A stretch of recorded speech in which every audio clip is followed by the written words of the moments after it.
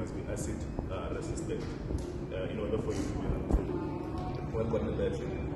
What else do I want to mention? And ventilation. As this book says, we mentioned something on ventilation to say that the place under which you're working must be properly ventilated. Why is that? That is to avoid the fumes. As the battery is doing what it's doing, there's a process called electrolysis that takes place, and that's how we produce electricity inside the battery. There's fumes that are generated.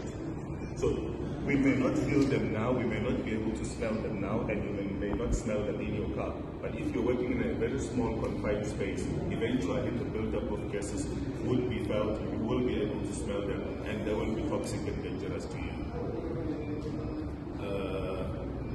Short circuits, they're also saying avoid short circuits. What is a short circuit? A short circuit, electricity follows a path from negative to positive, right? Now, what is a short circuit? A short circuit is when now, these are the two poles of the battery.